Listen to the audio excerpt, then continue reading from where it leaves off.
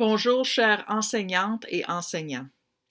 J'espère que vous tenez le coup et que vous et vos familles, vous vous en sortez bien. Nous sommes dans une nouvelle phase que j'appelle la phase 3. Chaque jeudi, des trousses pédagogiques seront envoyées à vos directions d'école et aux équipes d'école qui les examineront, les reviseront et les ajusteront aux besoins. Ces révisions ne sont faites que si le contenu des trousses pédagogiques n'est pas approprié à vos élèves.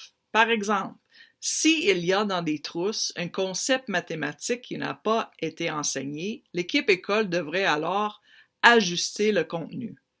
Vous n'avez pas besoin de personnaliser les trousses pour chaque étudiant. Rappelez-vous, il n'y a pas d'évaluation et aucun nouveau contenu.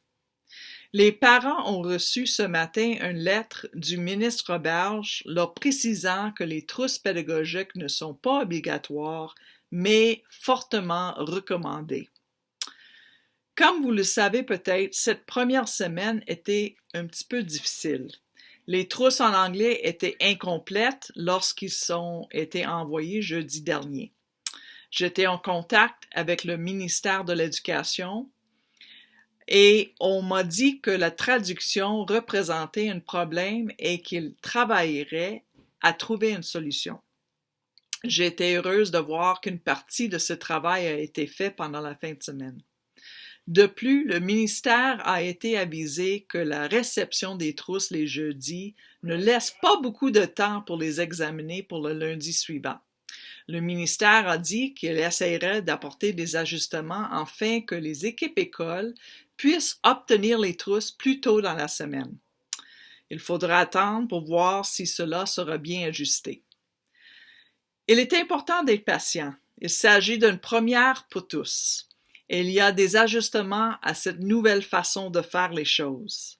Dans cette phase, votre travail en tant qu'enseignante et enseignant consiste à communiquer avec vos élèves chaque semaine.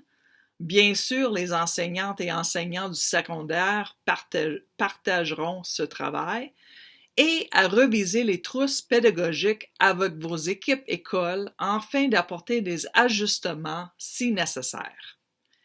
Encore une fois, il est important de travailler ensemble au sein de vos équipes écoles et si vous sentez dépassé pour une raison ou une autre, vous devriez vous adresser à votre direction pour discuter.